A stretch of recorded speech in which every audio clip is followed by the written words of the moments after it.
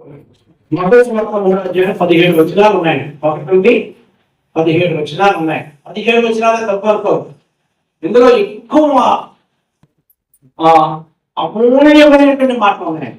అన్ని అమూల్యమైనవే, ఇందులో మరింత అమూల్యమైనవి ఉన్నాయి. ఏంటి అమూల్యమైనది అంటే 2 విలువలు. ఒకటి బాప్తిస్మిచ్చి యోహాను యొక్క జీవితం, సాక్షి, హిస్టరీ, లైఫ్ ఉంది. అలాగే బాప్తిస్మిచ్చే యోహాను యొక్క సాక్ష్యము ఉన్నది. రెండోది ఏంటంటే యేసు ప్రభు యొక్క జీవితం, బాప్తిస్మం, యేసుక్రీస్తు గురించిన సాక్ష్యము ఏంటంటే ఈ అధ్యాయానికి ప్రథముడు ఎవరంటే ప్రభు అయిన యేసుక్రీస్తే. ఆయనకి మాది ఎవరంటే బాప్తిస్మిచ్చు యోహాను. ఇది ఈ అధ్యాయంలో మనం నేర్చుకుని ఈ రెండు మన మనసులో పెట్టుకుంటే ఏమీ లేదు. బాప్తిస్మిచ్చే యోహాను యొక్క జీవితం, పరిచర్య, యేసు ప్రభు వారి యొక్క బాప్తిస్మము, పరిచర్య అంటే రెండు. యేసు ప్రభు బాప్తిస్మం ఇచ్చారు, అలాగే బాప్తిస్మం తీసుకున్నారు. బాప్తిస్మం ఇచ్చి యోహాను కూడా బాప్తిస్మం ఇచ్చారు. ఇది తెలుసుకుంటే ఇది వ్యక్తిగతంగా నీ జీవితానికి, నా జీవితానికి ఉపయోగకరం. మాదిరి చెప్పడం అవసరం లేకుండా మాదిరి. అలాగైతే యోహాను జీవితం, యోహాను యొక్క పరిచర్య లేదా బోధ, యోహాను జీవితం, యోహాను యొక్క పరిచర్య, బోధ, దేవుడి పని నిరభ్యంతరంగా జరిగించడానికి మనుషులు సిద్ధపరచేవాడు ఎవరంటే బాప్తిస్మిచ్చు యోహాను. దేవుని సువార్తకు బాప్తిస్మిచ్చే యోహాను ఒక పరిచారకుడిగా కనపడుతున్నాడు. దేవుని సువార్తకి చెప్పండి, బాప్తిస్మిచ్చే యోహాను ఒక పరిచారకుడు, మాదిరిగా, ముందుగా కనపడుతున్నాడు. యోహాను యొక్క తల్లిదండ్రులు ఎవరండి? జకర్యా, ఎలిజబెత్. వాళ్ళిద్దరు ఎవరు?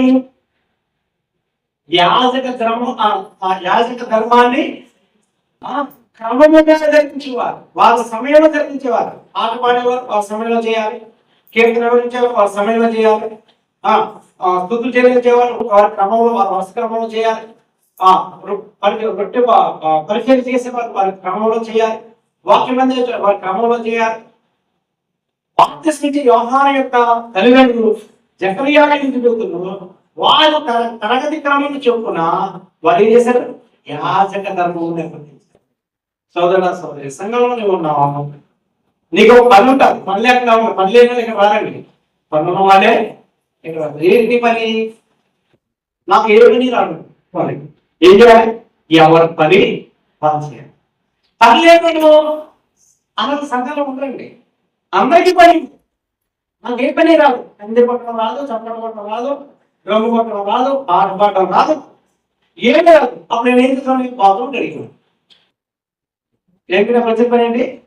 మందులు కట్టడం, బాత్రూమ్ కట్టడం, బూజులు దొరకడం, మట్టి పోయడం, పాస్టర్ గారికి దడ్డు కట్టడం, ఇంతే నా పని.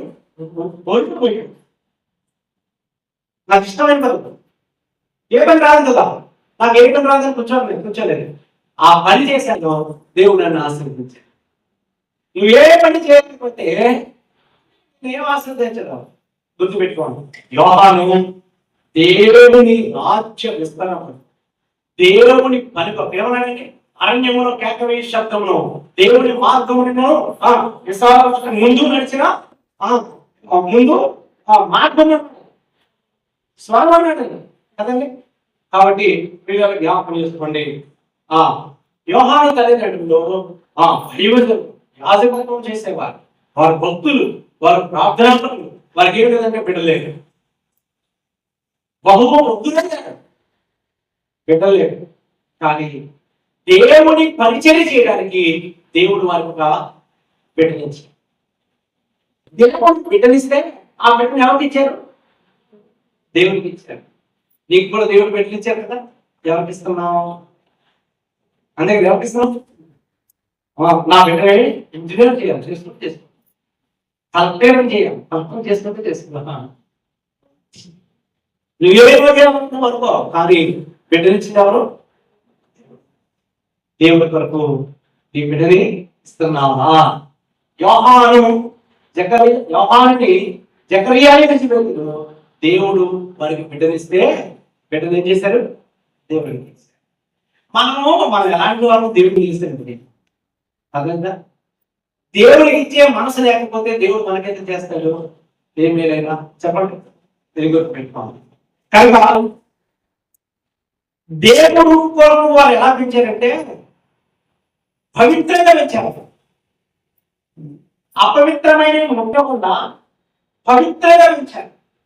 లోపం నుండి దూరంగా, సమాజం నుండి దూరంగా అరణ్యములో పెంచారండి. ఆయన్ని దేవుడి సన్నిధిలో ఆ బిడ్డను పెంచారు, ప్రత్యేకించారు.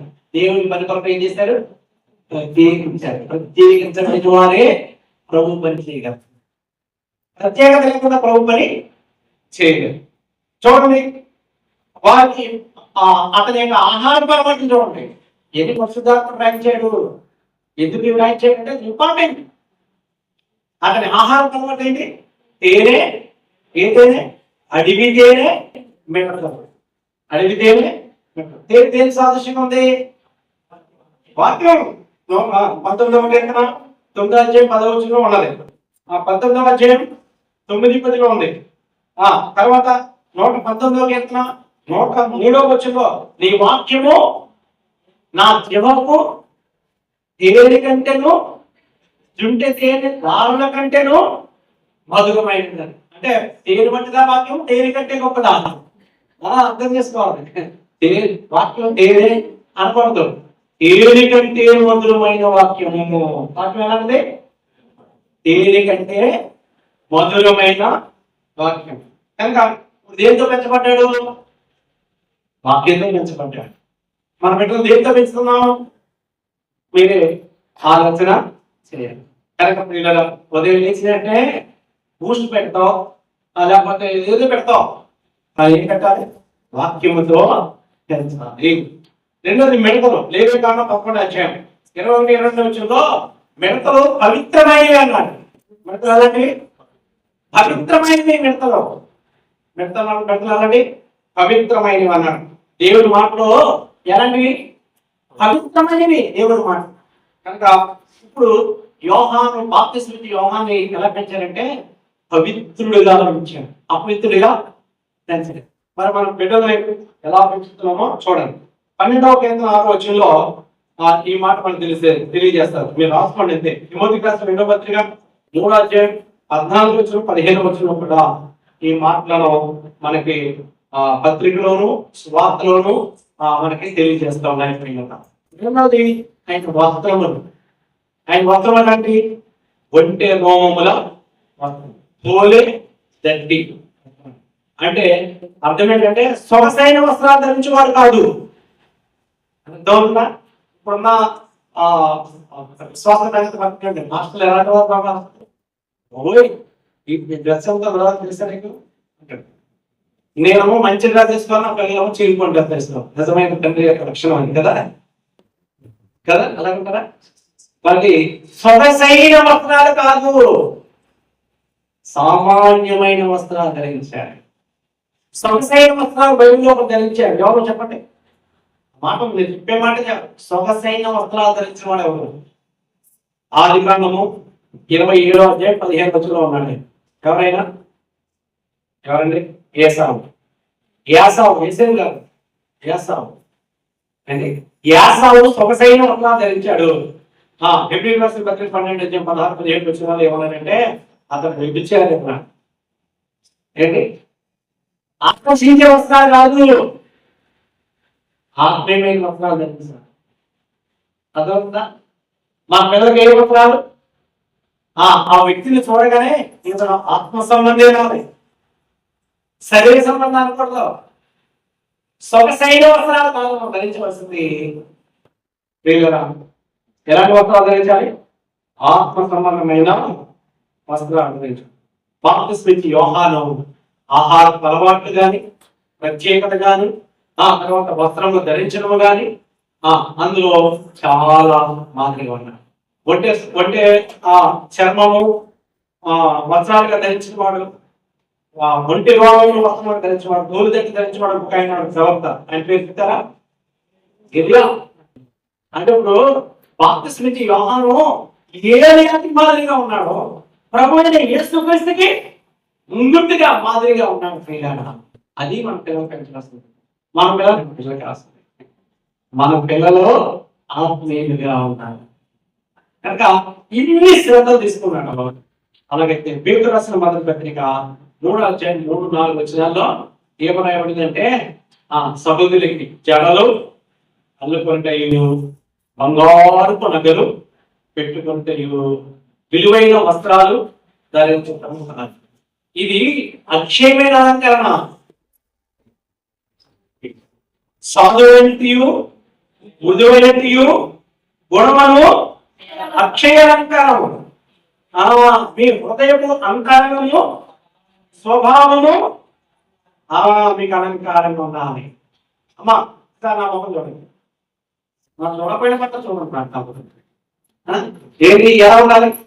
ఈ బంగారం పెట్టుకుంటే, విలువైన వస్త్రాలు పెట్టుకుంటే తర్వాత ఎన్ని చెప్పేసుకున్నాం, నేను చెప్పేసుకుంటే ఇది మనుషుల దృష్టిలో విలువ వస్తుంది. బంగారం పెట్టుకుంటే మనుషుల దృష్టి అమ్మో బాబోయ్ అయ్యగారు కొంకం వేసుకున్నారు, అయ్యగారు వచ్చి పెట్టుకున్నారు, అయ్యగారు నల్ల చైన్ వేసుకున్నారు, అయ్యగారు కాపు అంటారు. మనుషుల దృష్టిలో విలువ. నేను చదవండి మాట మళ్ళా చదువు. పేతురు రాసిన మొదటి 3:4 చూడండి. సాధువైనటియు మృదువైనటియు గుణములు అక్షయమైన అలంకారము గల మీ హృదయపు అంతరంగమున స్వభావము మీకు అలంకారముగా ఉండవాలి. అది దేవుడి దృష్టికి మిక్కిలి విలువ కలది, మిగుల విలువ కలది. ఎవరి దృష్టికి కనబడాలి? నువ్వు ఎవరి దృష్టిలో విలువ కనబడాలి? మనుషుల దృష్టిలోనా? మనుషుల కాదు, దేవుడి దృష్టిలో విలువ కనబడాలి. దేవుడి దృష్టికి విలువ రావాలి మనకి. దేవుడు మనం ఘనముగా ఎంచాలి కనుక అక్షయమైన అలంకారం. యోహాను భక్తుడు బాప్తిస్మిచ్చి యోహాను భక్తుడు ఎవరి దృష్టిలో విలువ కలగాలి? మనుషులు కాదు అమ్మా, దేవుడి దృష్టికి విలువ కలిగి కనుక ప్రియులారా అటువంటి వారు. అలాగైతే తన శిష్యులకి ఏం నేర్పించాడంటే ప్రార్థన నేర్పించాడు, ఉపవాస ప్రార్థన నేర్పించాడు. ఏం నేర్పించాడు తన శిష్యులకి? లేకపోతే అయ్యో గ్రూపులు కట్టడం నేర్పించలేదు. ఏం నేర్పించాడు? ప్రార్థన నేర్పించాడు. ఉపవాస బసవతారణంలో మేము వచ్చినప్పుడు బసవతారణ ప్రజలకు ఏం నేర్పించామంటే మేము ప్రార్థన నేర్పించాం, ఉపవాస ప్రార్థన నేర్పించాం, 21 రోజులు ఉపవాస ప్రార్థన నేర్పించాం. అంతకుముందు వాళ్ళకి ప్రార్థన వారు నేను గుండెమే చేసి చెప్తున్నాను. ఉపవాసం అంటే తెలియదు వాళ్ళకి. ఉపవాస ప్రార్థన నేర్పించాం, ప్రార్థన నేర్పించాం. రోజు ప్రార్థనే. అనేవారు రోజు ప్రార్థన మీకు మా విశ్వాసం అనేవారు అక్క క్రిస్మస్ వస్తుంది, ఇల్లు శుభ్రం చేసుకోవాలి, మాకు సెలవులు ఇవ్వాలని ఏంటి రోజు ప్రార్థనే. బాప్తిస్మిచ్చి యోహాను తన శిష్యుడికి ఏం నేర్పించాడు? ప్రార్థన నేర్పించాడు. నువ్వేం నేర్పిస్తున్నావు? నిన్ను చూసి నేను ఏం నేర్చుకోవాలి? మిమ్మల్ని చూసి అన్నిటిని ఏం నేర్చుకోవాలి? మిమ్మల్ని చూసి తోటి సహోదరి ఏం నేర్చుకోవాలి? బాప్తిస్మిచ్చి యోహాను జీవిత క్రమం చూడాలి. దేవుడి పనికి ప్రత్యేకంగా పెరిగాడు, అపవిత్రమైన ముట్టలేదు, దేవుని సన్నిధిలో గడిపాడు, వస్త్రమును మాదిరి, ఆహారం మాదిరి, ప్రార్థన మాదిరి అతను నేర్చుకున్నది ఇతరులకి నేర్పించాడు. అప్పుడు బోధ చేసింది. అప్పటివరకు ఏ బోధ చేయలేదు. ఎప్పుడు బోధ ఎప్పుడండి? ఎప్పుడు బోధించాలి? నేను మాదిరి జీవితం కలిగినప్పుడు నేను బోధించాలి. నేను ప్రత్యేకంగా జీవించినప్పుడు నేను బోధించాలి. నా వస్త్రధారణ, నా నోటి మాట, నా హృదయ అంతరంగం, నా అక్షయమైన అలంకారం ప్రభు దృష్టికి మిక్కిలి విలువైన వాడిగా నేను తెచ్చినప్పుడు నేనేం చేయాలి? ఇది బోధ యొక్క క్రమం. ఏం బోధ చేశాడు? 2 బోధలు చేశాడు. పరలోక రాజ్యం సమీపించింది, మారు మనసు పొందండి. ఏంటి వారు ఏమని బోధించారు చెప్పండి? ఆయన కూడా ఏమన్నాడు? పరలోక రాజ్యం సమీపించింది, మారు మనసు పొందండి అని బోధించాడండి. హలో అమ్మా బాబు, మీరంతా మారు మనసు పొందారా? పొందారా పొందలేదా? సరే, పొందే పొందడం వల్ల అదే పొందకపోతే పొందలేదు, మీకు నిశ్చేత లేదు. హలో అమ్మా, ఇంకా బాబు ఉన్నారా?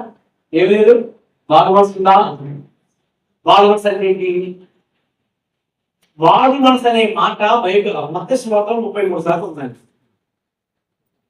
మత్తయి సువార్త 33 సార్లు ఉందండి. అపోస్తలులు ఏమన్నారంటే దేవుడు రాజ్యం అన్నారు, ఇంకా కుమారుడు రాజ్యం అన్నారు, యేసుక్రీస్తు రాజ్యం అన్నారు. దీని గురించి బాప్తిస్మం ఇచ్చి యోహాను పరలోక రాజ్యం బోధించాడు, యేసు ప్రభు పరలోక రాజ్యం అన్నాడు. అపోస్తలులు ఏమన్నారు? దేవుడి రాజ్యము, యేసుక్రీస్తు రాజ్యము, కుమారుడు రాజ్యము, పరలోక రాజ్యము అని బోధించారు. అంటే యేసు మనం ఏం బోధిస్తున్నాం? లోకంలో ఉన్న బోధన ఏం చెప్పండి? అనుకూలమైన బోధ కాదు, ఆత్మానుసారమైన బోధన. రోమపత్రిక 14:17 ఈ దేవుడి రాజ్యం అనేది ఏంటి అనేది ఒక మాట చదవండి. రోమపత్రిక 14:17 చదవ. దేవుని రాజ్యము చాలా శ్రద్ధగా ఉండాలండి. ఈ రోజు నువ్వు వింటే నువ్వు మారుమనసు పొందావో లేదో తెలుసుకోవాలి. దేవుని రాజ్యము భోజనమును పానము కాదు గాని నీతియు సమాధానము పరిశుద్ధాత్మ యందలి ఆనందమునై ఉన్నది. దేవుని రాజ్యం ఏంటంటే నీతి సమాధానం. భోజనం పానం కాదు, అర్థమైందా? విందులు తినాలా కాదు, అర్థమైందా? ప్రియుగా దేవుని రాజ్యం అంటే నీతి, సమాధానం, పరిశుద్ధాత్మ యందలి ఆనందం. ఇది దేవుని రాజ్యం. అలాగంటే ఏం బోధించారు బాప్తిస్మం ఇచ్చి యోహాను? దేవుడు నీతి గురించి బోధించారు. సమాధానం కలిగి అన్నాడు, మీకు సమాధానం కలిగిన ప్రభువు అసలు సమాధానం కలిగింది ఎవరిపై ఇవ్వట్లేదు. సమాధానం లేకుండా ఆనందం చేస్తున్నావా? సమాధానం లేకుండా పరిచయం చేస్తున్నావా? సమాధానం లేకుండా వాక్యం చెప్తున్నావా? సమాధానం లేకుండా ఎవరు పాల్గొంటున్నాడు చెప్పండి? మారు మనసు గురించి, మారు మనసు పొందాలని బోధించారండి. మారు మనసు చూడండి, ఇంకేమైనా బోధించారు? కొరింథీయులకు రాసిన మొదటి పత్రిక 4వ అధ్యాయం 20 వచనం చదువుతారా దయచేసి? దేవుని రాజ్యము మాటలతో కాదు, శక్తితోనే ఉన్నది. దేవుని రాజ్యం మాట కాదండి, మాట కాదు, భోజనం కాదు, పానీయం కాదు. అర్థమవుతుందా? నేను భోజనం పెట్టేస్తాను, మీరు తినకపోతే ఎలా? దేవుడు ఒప్పుకోవడం అంటే కుదరదు. దేవుడి రాజ్యం ఏంటి? నీతి, సమాధానం, పరిశుద్ధాత్మ యందలి ఆనందం. అది దేవుడి శక్తి. మాట్లాడాలి, మాట్లాడుతుంది ఏమిటి? దేవుని శక్తి, దేవుని శక్తి. దేవుడి నీతి గురించి చెప్పాలి, దేవుడి సమాధానం గురించి చెప్పారు, దేవుడి పరిశుద్ధాత్మ ఉన్న ఆనందం గురించి చెప్పారు, దేవుడి శక్తి గురించి సువార్త చెప్పారు. మేము దాదాపు 32 గ్రామాలు 34 గ్రామాలు తిరిగాము. సువార్త చెప్పారు. ప్రతి డోర్ తిరిగాము. పట్టణంలోకి వెళ్ళాము.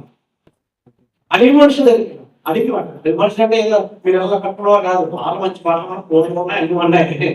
అంటే అలా పుడి పుడేది పట్టాలి అనేది కాలం కూడా. అలాంటి గ్రామాలకు ఏం చేస్తామంటే స్వార్థ నడిచి సెక్టర్లు నడిపించాం, ఇవన్నీ చేస్తాం. మీరు ప్రార్థన చేయండి. ఏప్రిల్ నెలలో ప్రభుత్వం అయితే 3 రాష్ట్రాలు సువార్త చేసుకుంటే మరలా సువార్త చేసుకుంటా రావడానికి ప్లాన్ చేస్తున్నాం. ప్రార్థన దయచేసి ప్రార్థన చేయండి. కఠినమైన రాష్ట్రాలు ఈ సంవత్సరంలో ఎక్కువ సువార్త చేశాను. అంటే ఉన్న గోల్ ఏంటంటే సువార్త. అందుకే అందరూ సిద్ధపడాలంటే సంఘం ఇచ్చేది బయటకి ఏం ప్రాబ్లం లేదు, మీరు అంతా చక్కగా నడిపించుకుంటారు, ఈ ప్రాబ్లం లేదు. ఇంకా జ్ఞాపకం చేసుకోండి. అదేవిధంగా దేవుడి రాజ్యం, పర్వత రాజ్యం, యేసుక్రీస్తు రాజ్యం ఎలాంటిదంటే భోజనము పానము దేవుని నీతి. అది నీతియుక్తమైనది. నీతిమంతులు మాత్రమే అందులో ప్రవేశిస్తున్నారు. సమాధానం అందులో అసమాధానానికి చోటు లేదు. ఆ సమాధానం వారే అందులో ప్రవేశిస్తున్నారు. పరిశుద్ధాత్మ ఎందుకు ఆనందం, ఏమున్నా ఏమి లేకపోయినా పరిశుద్ధాత్మలో ఆనందించేవారు అందులో ప్రవేశిస్తున్నారు. అది మహమైన రాజ్యం, శక్తి గల రాజ్యం. కనుక ఈ విషయాన్ని మీ హృదయంలో పెట్టుకోండి. అంటే అంతనే ఉంది. కాబట్టి క్షమాపణ పొందిన వారు, క్రీస్తు రక్తంలో కడగబడిన వారు, మారు మనస్సు అనేటువంటి ఆ గొప్ప ఆ భాగ్యాన్ని కలిగిన వారు, విశ్వాసంతో ఆ భక్తి జీవితాన్ని చేస్తున్న వారు, బహిరంగంగా ప్రభువును అంగీకరించి బాప్తిసం తీసుకుని సంఘంలో చేర్చబడి ఆరాధన చేస్తున్న వారు ఆ రాజ్యంలో హక్కుదారులు ఉంటారు. ఒకవేళ ఇంకా మారు మనసు పొందకపోతే, నీ పాపాలు ఒప్పుకోకపోతే, నీవు ప్రభువైన యేసుక్రీస్తు సొంత రక్షణగా అంగీకరించకపోతే, బాప్తిసం తీసుకోకపోతే, బహిరంగ సాక్ష్యం ఇవ్వకపోతే, సంఘంలో చేర్చబడినను ఆరాధన చేయకపోతే ఆ రాజ్యానికి నీకు ఏ సంబంధము లేదు.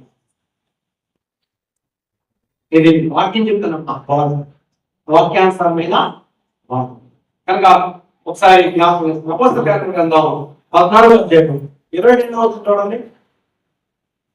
అపోస్తల గ్రంథం 14వ అధ్యాయము 22వ వచనంలో శిష్యులు మనుషులను దృఢపరిచి విశ్వాసమందు నిలకడగా ఉండవద్దని అనేక శ్రమలు అనుభవించు మనం దేవుని రాజ్యములో ప్రవేశింపబలని వారిని హెచ్చరించను, బోధించను. సువార్త ఏంటి చెప్పండి, బోధ ఏంటి చెప్పండి. అమ్మా యేసుప్రభు దగ్గరికి వస్తావా, నీ అప్పులన్నీ తీరిపోతాయి.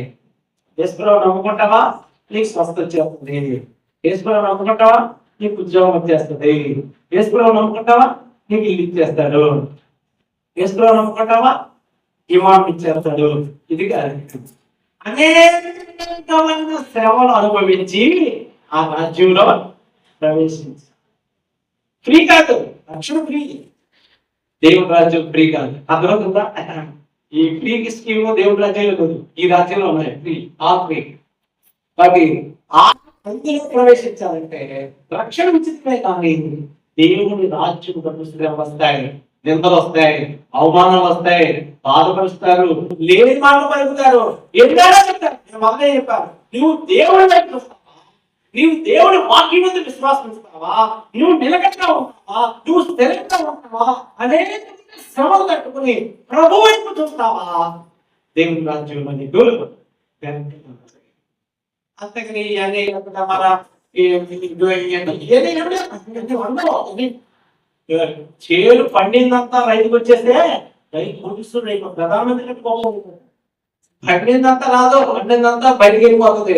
కొన్ని గట్టిగా మనకు వస్తాయి, గుడ్లోకి వస్తాయి. అర్థమవుతుందా అమ్మ, అర్థమవుతుందా? ఈ లోపల నుంచి కలిసి ఈ లోపల ఆరాధన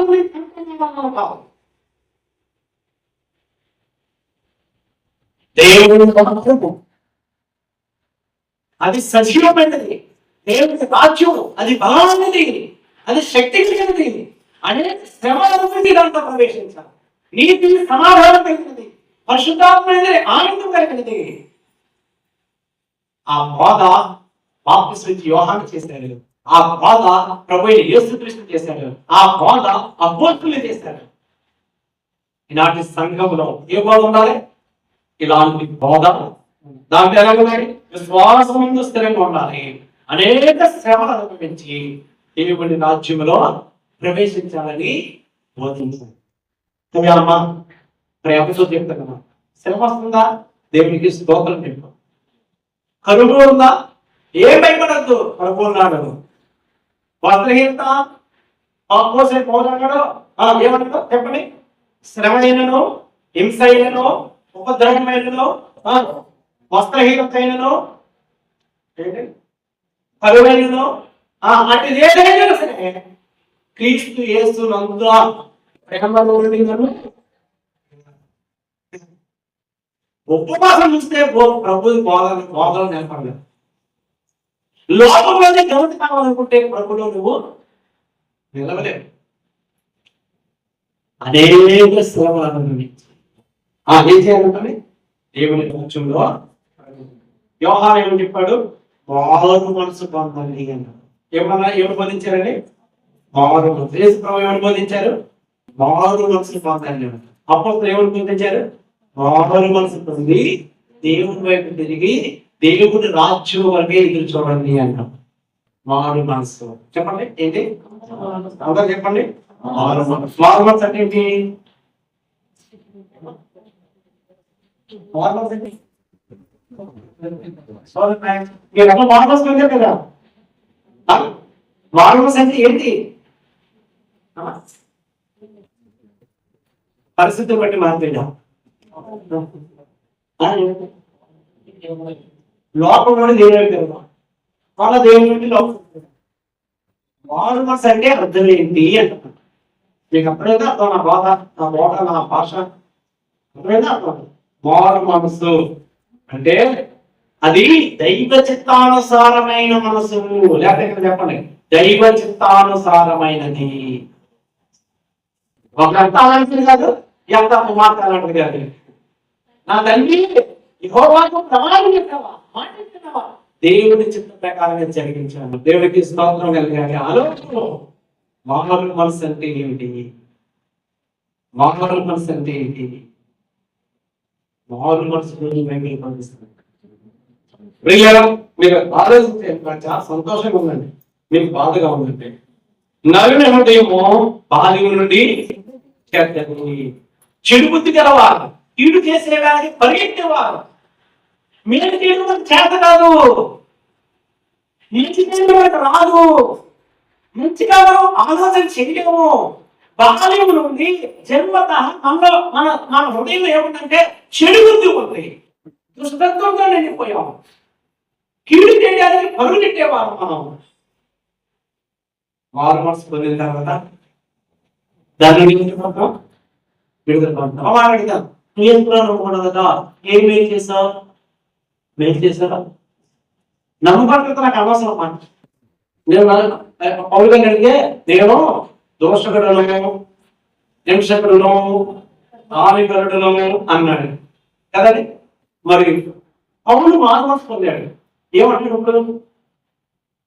దూషిస్తుంటే పడుతున్నాను, దేశిస్తుంటే తలెంచుకు వెళ్ళిపోతున్నాను, కొడతంటే చెప్పండి దెబ్బలు తింటున్నాను, ఈడ్చి పడేస్తే మళ్ళీ ఏం చేస్తున్నాను?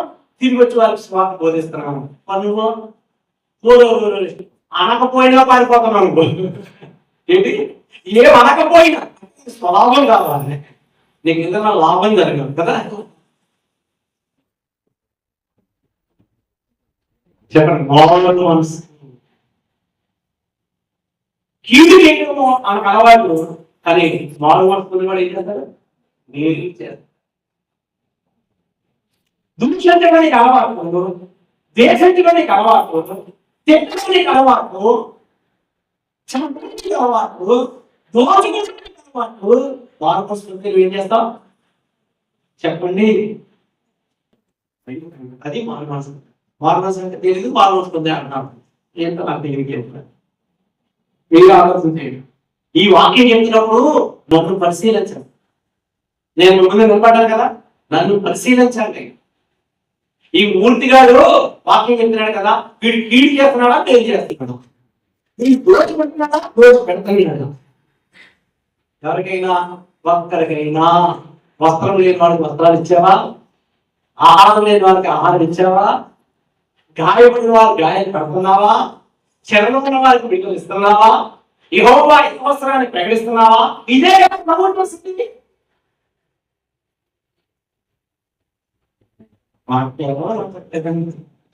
నేనేం చెప్పాను? మారు మనసు పొందారా? మీరు మారు మనసు పొందారా? మారు మనసు గురించి వాక్యం పోతేస్తుంది. చూడండి, ఇది మారు మనసు అంటే నేను తప్పు చేసేందుకు బాధపడ్డా కాదు. జీవితంలో వచ్చే సంపూర్ణ మార్పు ఏం చేస్తుందంటే, ఏమని చెప్పారంటే ఆ మారు మనసు అంటే అర్థం ఏంటంటే తప్పు చేసేట బాధపడు, తప్పు చేసిన తప్పును ఒప్పుకుని విడిచిపెట్టి దేవుని వైపు తిరగడం, అది మారు మనసు. నేను తప్పు చేశాను, అయ్యో దేవా తప్పాలి, దాన్ని విడిచిపెట్టి దేవుని వైపు వాక్యం చూపిస్తాను. గ్రీకు భాషలో మెటనోడియా అంటారు, మారు మనసు.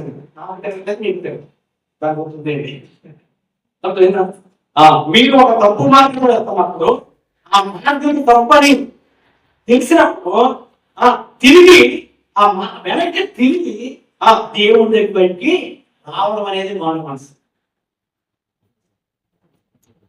అర్థమవుతుందా మీకు? నువ్వు చేసేది తప్పు అని తెలుసు, నువ్వు వెళ్ళిన మార్గం తప్పు మార్గం అని తెలుసు, దాన్ని అక్కడే విడిచిపెట్టి ఏం చేయాలి? దేవుడి వైపు వెనకాలి. అది మారవలసింది.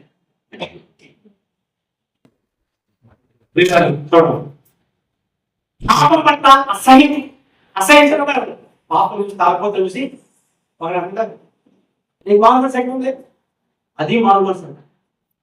ఇది జ్ఞాపకం. యోహాను రాసిన మొదటి పత్రిక మొదటి అధ్యాయం 9వ వచనం. నేను చెప్పిన కాదు. యోహాను రాసిన మొదటి పత్రిక మొదటి అధ్యాయం 9వ వచనం. చాలా ఇంపార్టెంట్ మూడు వచ్చినా చెప్తాను. మన పాపములను మనము ఒప్పుకొని ఆయన నమ్మదగిన వాడు నీతిమంతుడు కనుక ఆయన మన పాపములను క్షమించి సమస్త దుర్నీతి నుండి మనం పవిత్రపరచను. ఏం చేయాలి? పాపాలు ఉన్నాయి, ఏం చేయాలి? కప్పుకోవాలి. అది నాలో పాపం ఉంది, ఏం చేయాలి? వాడు ఎందుకంటే నేను ఒప్పుకునేది ఏంటి? నా ఎందుకు కాదు, దేవుడు ఎందుకు కాదు, దేవుడు తెలుసులే నా పరిస్థితి ఇలాంటి చెప్పడం నా దగ్గర రాదు. వాళ్ళు దేవుడు ఎందుకు మనుషులు ఏమిటా? నేను నీకు అపకారం చేశాను, దేవుడి దగ్గరికి ప్రభా పలానా వారికి నేను అపకారం చేశాను, అయినా క్షమించిన ఆయన అంటావా? తమ్ముడా నేను నీకు అపకారం చేశాను, చాలా క్లీన్ చేశాను, దయచేసి నేను ఇలా చేస్తున్న పడతాను, నువ్వు క్షమించు. అది ఒప్పుకోవడం, అది నార్మల్ చేక లక్ష్యం. నువ్వు ఒప్పుకోని నువ్వు ఎన్ని చేసినా ఏం సగం లేదు. చూడండి ఇంకొక మాట చదవండి. యెషయా గ్రంథం 55వ అధ్యాయం 1 ఒప్పుకోవడం. 7వ వచనం చదవండి. యెషయా గ్రంథం 55:7 ఏమైపోయింది? మూడు వాక్యం. భక్తిహీనులు తమ మార్గము విడవవలెను. ఏంటి? దుష్టులు తమ తలంపులను మానవలను. వారు యెహోవా వైపు ఆయన వారి ఎందుకు జాలిపడదు. ఒకటి ఒప్పుకోవాలి, రెండోది ఏం చేయాలి?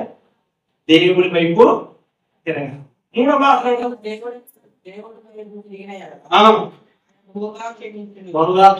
ఇందాక పాపం ఒప్పుకుంటే క్షమిస్తాడు, దేవుడి వైపు తిరిగితే క్షమిస్తాడు. మత్తయి సువార్త 3వ అధ్యాయం 8వ వచనం చదవండి. మారు మనసుకు తగిన ఫలాలు ఫలించుడి. చాలు, 3 వాక్యాలు ఉన్నాయి. ఒప్పుకోవాలి, చెప్పండి బట్టి ఒప్పుకోవాలి, దేవుడి వైపు తిరగాలి. మూడోది నువ్వు మారు మనసు పొందాలి, విసిరేటట్టే నువ్వు ఏం చేయాలి? ఫలాలు ఫలించాలి. అప్పుడు మారు మనసు. నువ్వు మారు మనసు పొందావడానికి విసిరేటట్టే ఈ 3 నీ జీవితంలో జరగాలి. ఈ 3 లేకుండా నువ్వేం చేసినా చెప్పండి అవి దేవుడి దృష్టికి అంగీకారం. దేవుని రాజ్యంలో నేను అవి నడిపించు. మారు మనసు ఎందుకు ముఖ్యము? ఎందుకు ముఖ్యం? మత్తయి సువార్త 4వ అధ్యాయం 17 వచ్చిందామండి. మత్తయి సువార్త 4వ అధ్యాయం 17 వచ్చిన.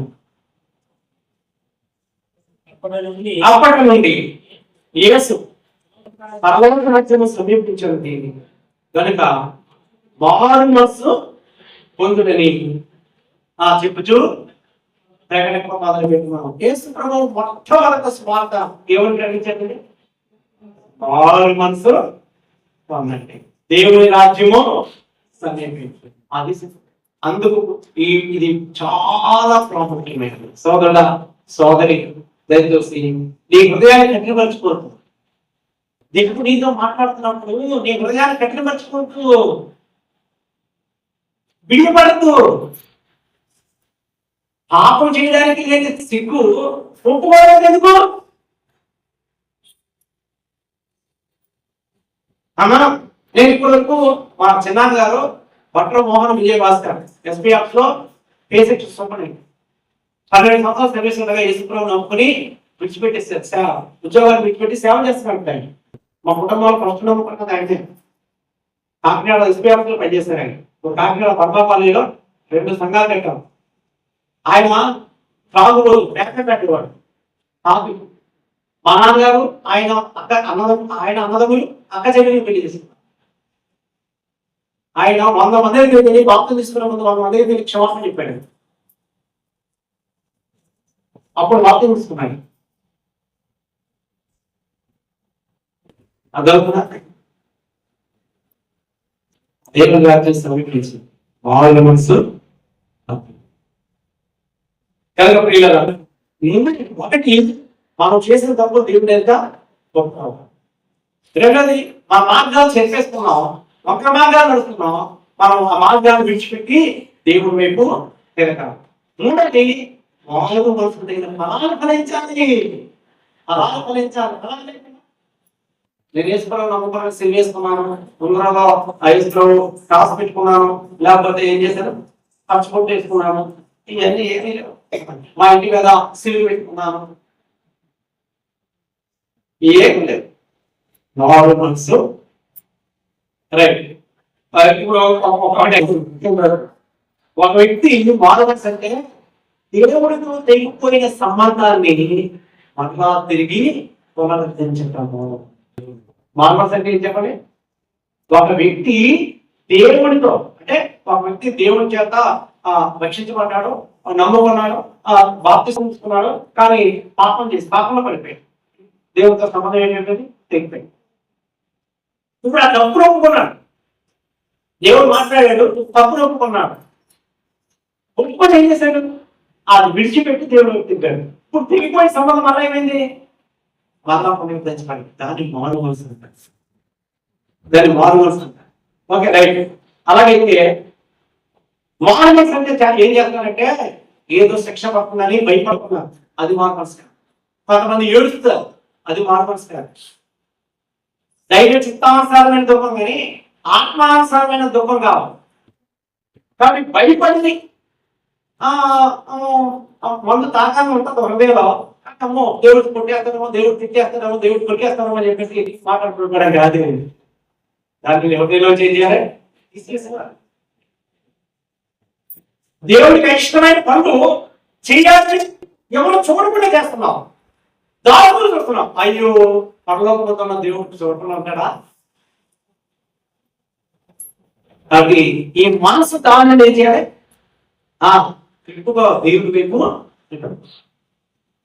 సిగరెట్ కాలుస్తున్నావు, మందు తాగుతున్నావు, చెడ్డ మాటలు మాట్లాడుతున్నావు, సెల్ ఫోన్లో చూడకూడదని చూస్తున్నావు, నీ సహోదరు మీద పడుతున్నావు, కక్ష హృదయంలో పెట్టుకున్నావు, బయట బాగున్నావు. ఏంటి ఎవరు చూస్తారు చెప్పండి? ఒప్పుకోవాలి, తిరగాలి, అలా మనసు, అది మారు మనసు. వీళ్ళ బైబిల్ అంతేగాని దీనికి స్వాతంత్రంగా 5 పంక్తులు చూడాలి, కానీ సమయం లేదు. 5 పంక్తులు 5 నిమిషాలు చెప్పినామా చెప్పేసి. సో మొట్టమొదటి ఎవరు తప్పిపోయే కుమారుడు, మొట్టమొదటి కుమారుడిని అమ్మా శ్రద్ధగా రండి దయచేసి ప్లీజ్. నేను చాలా చాలా చాలా చాలా ధ్యానం చేశాను. మొట్టమొదటి కుమారుడు తప్పిపోయిన కుమారుడు. తప్పిపోయిన కుమారుడు ఏమొచ్చింది? బుద్ధి వచ్చింది. తాను చేసింది ఏం అనుకున్నాడా? నేను తప్పు చేశాను, బుద్ధి వచ్చిందంటే ఏం చేశాడు? పశ్చాత్తాపడ్డాడు. ఏం చేశాడు? అక్కడ ఉండిపోయా తిరిగి తండ్రి వద్దకు వచ్చాడు. ఇది మారు మనసు అంటే. రెండోది జక్రియా. తప్పిపోయిన వాడు ప్రత్యేకం, బుద్ధి వచ్చింది, ప్రత్యేకపడ్డాడు, బుద్ధి తెచ్చుకున్నాడు. సోదరా సోదరి, ఎప్పుడు బుద్ధి తెచ్చుకుంటాను? రెండోది జక్కయ్య. జక్కయ్య ఏం చేశాడు? మారు మనసు పొందాడు. ఎలా మారు మనసు పొందాడు చెప్పండి చెప్పండి. ఆయన అన్న మాట ఏంటో తెలుసా? నిజమైన మాట. అమ్మా ఎవరి యొద్దైనను అన్యాయముగా దేనినైనను తీసుకొని కదా 4 ఇంతలు ఇచ్చేస్తాను. ఎక్కడికి వెళ్ళిస్తాడు? అబ్రాహం గారి దగ్గర నేను 1000 రూపాయలు తీసుకున్నాను అన్యాయంగా. అబ్రాహం గారి ఇంటికి వెళ్తానని 1000 రూపాయలు తీసుకున్నానండి. 500 పని చేశాను, 500 పని చేయలేదండి. ఇప్పుడు నాకు బుద్ధి వచ్చిందండి. మామూలు పని ఏమంటారు? బ్రదర్ మీ దగ్గర నేను 1000 రూపాయలు తీసుకున్నాను, 500 రూపాయల పని చేశాను కాబట్టి మీ 500కి ఇప్పుడు నేను మామూలు పొందాను. ఇది ఎంత రూపాయలు? ఇప్పుడు ఎంత కదానికి 2 ఇవ్వండి. జక్కయ్య ఎవరి యొద్దనైనను దేనినైనను అన్యాయం తీసుకుంటే దానికి ఏమి ఇవ్వాలి? అది మారు మనసు అంటే. జక్కయ్యలో ఏం చూస్తున్నాం? నూతన జీవితాన్ని చూస్తున్నాం. చూసారు చూసేమంటే తెలుసా? జక్కయ్య దేవుడు నీ ఇంటికి రక్షణ వచ్చింది. మారు మనసు లేకుండా రక్షణ. హలో బ్రహ్మేమో మారు మనసు లేకుండా రక్షణ ఉండదు. ఈ రెండింటినీ విడదీయడం. మూడో వారు ఎవరు చెప్పండి? పౌలు గారు. పౌలు గారు ఏం చేస్తున్నారు? పౌలు అనేవాడు అతడు పౌలు ఏం చేయాలి? పౌలు గారు ఏం చేసేవాడు? కొట్టేవాడు, తిట్టేవాడు, వెళ్ళిపోయేవాడు, చంపడానికి సమ్మతి తెలియజేసేవాడు. ఇప్పుడు అతను ఏం చేశాడు సార్? పట్టండి అన్నాడు, తిట్టండి తిట్టండి అన్నాడు, చంపుతుంటే చంపండి అన్నాడు, శిరచేయాలని చేస్తానంటే చేసేది అన్నాడు. అందరూ సంఘం అంతా వచ్చి ఏడుస్తున్నారు, నువ్వు వెళ్ళొద్దు నేను చంపేస్తానంటే నేను అక్కడ స్వార్థం చనిపోతాను. చావుకి సంబంధించిన వాడు. అదే అది మారు మనసు అంటే. మారు మనసు తగిన పదాలు మీరు ఫలించండి అన్నాడు. ఒక మాట, కొన్ని అంతరంగంలో మార్పు రావాలి. మనస్సు, హృదయము వాటిలో సంపూర్ణమైన మార్పు. రెండోది పాపం నుండి విముక్త. నువ్వు పాపం చేస్తున్నావు, తప్పు చేస్తున్నావు, నీకు తెలిసి చేస్తున్నావు, అది దేవుడికి అయిష్టమైంది. అయితే దేవుడికి వ్యతిరేకమైన ప్రతి పాపం నుండి వదిలిపెట్టాం. మూడోది దేవుడి క్రీస్తుపై విశ్వాసం ఉంచడం. నేను వ్యాపారం చేస్తున్నానండి, అన్యాయంగా సంపాదించడం అండి, న్యాయంగా ఎదురు దానిలో మంచిది. మారు మనసు అంటే అపేక్షలో అలాగే దేవుడి వైపు చెప్పాలి, దేవుడి మార్గంలో రావాలి.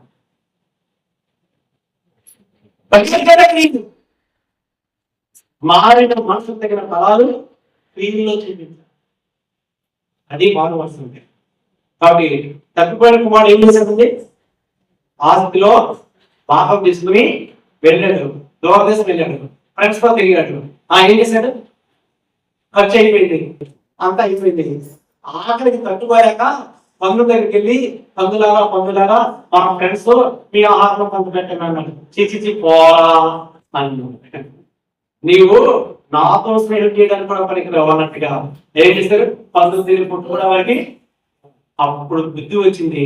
నా తండ్రి దగ్గర ఏమన్నా అనేక మందికి సమృద్ధిగా ఆహారం ఉంది, ఇక్కడ నేను ఆకలితో చచ్చిపోతున్నాను, నేను తిరిగి నా తండ్రి దగ్గరికి వెళ్తానని ఏమన్నాడు? నేను కుమారుడిగా సింహాసనం ఉంటే ఉంగరం తడుగు, చెప్పులేట్లు, ప్రశస్త్రాలు ధరించారా? అతను మారు మనసుకి సాదృశ్యం తెలుసా?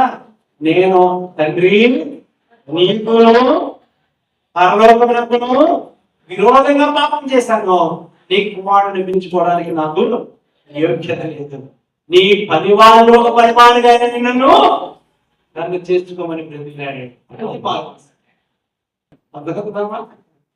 నీకు అర్థమవుతుందా లేదా? అర్థమవుతుంది చెప్పండి. ఏంటి? కుమారుడిని పెంచుకోవడానికి ఏం లేదు, తండ్రి నీకు మాత్రమే కాదు ఆ లోకానికి కూడా నేను వెళ్తాను. అయ్యా పాపం చేస్తున్న వాళ్ళగా, దుష్టత్వంతో నిండిన వాళ్ళగా, చెడు మార్గాలు చూస్తున్న వాళ్ళగా, దేవుని చిత్తానికి వ్యతిరేకంగా యోచన చేస్తున్న వాళ్ళగా మీరు ఎవరి గురించి చేస్తున్నారంట? తండ్రికే కాదు, స్నేహితుడికే కాదు, సహోదరుడికే కాదు, పరలోకానికి మీరు ఇంకా పాపం చేస్తున్నారండి. దీనికి చెప్పండి, వచ్చేస్తాం.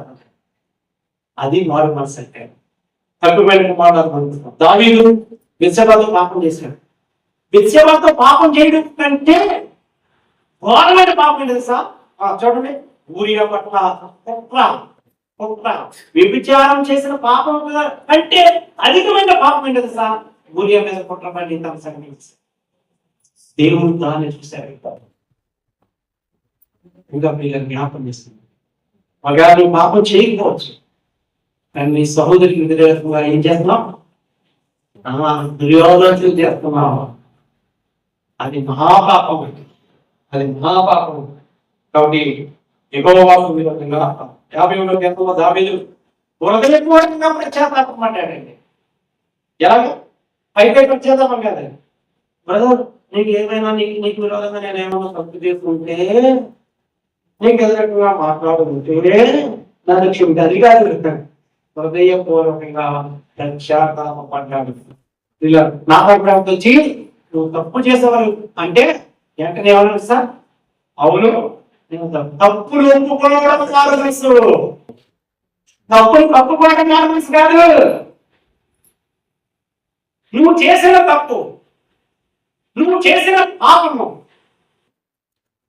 ఒప్పుకోవాలి, ఒప్పుకోవాలి. నీ సహోదరుడు అన్నా నువ్వు అలా ఎందుకు చేస్తున్నావు అంటే నీకు అంతకన్నా నీకు నిజమైన స్నేహితులు కూడా లేడు, అంతకన్నా నీకు క్షేమం కూడా లేడు. నువ్వు తప్పు చేస్తున్నావు అన్నా నీ స్నేహితుడు కాదు. సోదరుడా, నువ్వు చేసిన తప్పు సోదరి నువ్వు మాట్లాడకూడదు. దాని చేసిన తప్పుని ఎవరైతే ఏం చేశారు అని నువ్వు చేసింది తప్ప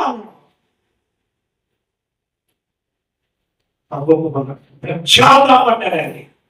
దావీదు చేసిన పాపం కంటే దావీదు గారి ప్రత్యేకం అరుపు తేలిపోయిన అది మారు. కానీ ఏమన్నాడు? దేవుడికి విరోధంగా, నేను మనుషులకు విరోధంగా కాదు, దేవుడికి విరోధంగా పాపం చేస్తాను. కేవలం నీకు విరోధంగా 50 గంటలు చదువుకున్నాయి. దావీదు ప్రత్యేక మాట ఉంటాయి. కేవలం నీకు విరోధంగా పాపం చేస్తాను.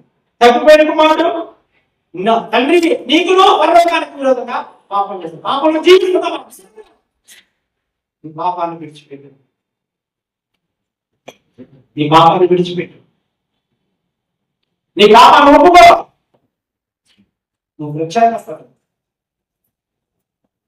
అది మనుషులకే కాదు, పరలోకానికి విరోధంగా పాపం. జకయ్య లోకసభ మోడల్ మనసు అనేది ఆర్థిక సామాజిక పరమైనది. చెప్పండి, బాధ్యతతో పడిపోయాడు. జకయ్య చాలా ప్రధానమైన సుందరి, అతను బహుధనవంతుడు. ప్రజలు మోసం చేసి ఏం చేస్తున్నాడు? ఆస్తిపరుడు అయ్యాడు. యేసు క్రీస్తు చూడాలనుకున్నాడు, యేసు క్రీస్తుని చూశాడు, అంతే అతని జీవితం మారిపోయింది. ఇప్పుడు ఏమంటున్నాడు సార్? జక్కయ్య మారుమోసం పొందిన వెంటనే ప్రభువా నా ఆస్తిలో సగం పేదకు ఇస్తామన్నాడు. ఎవరు చూడండి ఎంత వ్యతిరేకత. ఏ ప్రజలైతే పీల్చి పీల్చి పీల్చి పీల్చి అన్యాయంగా సమృద్ధిస్తున్నాడు, ఆ ప్రజలకు ఏమంటే నేను సగం ఆస్తి పేదకు సగం ఇచ్చేస్తాను. ఎవరినైనా అన్యాయంగా నేను తీసుకుంటే వారికి నా ఎందుకు ఇచ్చేస్తాను. కేసుతో ఏం చేస్తాడు? పైకి వెళ్తారా నాకు అవుతాడు ఆయన. చెప్పండి, ఇతను అప్పుడు అయిపోయిందండి. ఎవరైపోయాడు? పాపి అయిన జట్టు ఏమైపోయాడు? మారు వస్తుంటే అబ్రహాము కుమారుడు అయిపోయాడు. ఆ ఇంటికి ఏమిటండి? నీ ఇంటికి రక్షణ వచ్చింది. సరే, ఇంకేమన్నా అపోజిట్ పాల్గొని చెప్పాము అంటే జట్టీలో పరిహారం క్రియలో మార్పు వచ్చింది. మన క్రియలో మార్పు కావాలి, గుర్తుపెట్టుకోండి. రైట్. తర్వాత పౌరులలో కరిస్మను హింసించేవాడిని చంపడానికి ప్రయత్నించాడు. నమస్కారం మార్గాలు చేస్తే దేవుడు వచ్చాడు. అతని జీవితం పెరుమార్పు పెరిగిందండి. పెరుమార్పు దైవిక దర్శనం అంటే యేసుక్రీస్తు ఎవరో తెలుసుకున్నాడు. మార్గం పొందకపోవడానికి కారణం ఒకే ఒక రిజల్ట్, యేసుక్రీస్తు ఎవరో తెలుసుకోలేదు. యేసుక్రీస్తు ఎవరో తెలుసుకుంటే ఖచ్చితంగా మార్గం. యేసుక్రీస్తుని ఎరిగిన వారు తమ చేత స్థిరాస్తులు ఇచ్చేశారు, తమ జీవితాన్ని ఇచ్చేశారు. ఇంకేం లేదండి. రెండోది పూర్తిగా వెళ్ళిపోయాడండి. తన సొంత అభిప్రాయం కాదు, తన జీవితంలో ఏమన్నాడంటే నాకు ఎవరు ప్రభువా నన్ను ఏం చేయమంటాను. ఏ మానవ ఏమంటారు సార్, నేనేం చేస్తానంటే నన్ను ఏమి చేయమంటాను. ప్రభువా నీవెవరు. రెండోది ప్రభువా నన్ను ఏం చేయమంటావు. మూడోది ఏమంటారు సార్, 3 దినాలు అన్నపానములు మానేసి ఉపవాసం అంటే ప్రార్థనా జీవితం ఉందండి. తర్వాత మనం చూస్తున్నాం ఇంకేమన్నా చెప్పండి. సువార్త, ఏ సువార్త, ఎవరినైతే ఏ సువార్త అయితే అడ్డుపడ్డాడో ఆ సువార్త ప్రకటించబడి, ఎవరినైతే హింసించాడో వాళ్ళ దగ్గరికి ఇలాగా మీరు పోకుండా, మీరు పర్వతం చేరుకోండి, మీరు రక్షణ పొందుకోండి, మీరు దేవుడి రాజ్యంలో రండి అన్నాడండి. మన సోదరుని రక్షించబోతున్నాం, వాళ్ళ నాశనం అయిపోవాలని కోరుకుంటున్నాం, మనం వ్యతిరేకంగా ఆలోచన చేస్తున్నాం, మన క్రియలు అలా ఉన్నాయి. కానీ మారు మనిషి పొందిన పౌరులు ఏం చేస్తున్నాడు, ఇస్రాయేల్ వారు రక్షణ పొందాలని నా హృదయాభిలాషం కదండి. చెప్పాలి ఇది మారు మనిషి కావచ్చు. అయిపోయింది, చాలా వివరాలు ఉంటాయి, చాలా చెప్పాలనుకున్నా కానీ చెప్పలేకపోయాను. దేవుడి మాట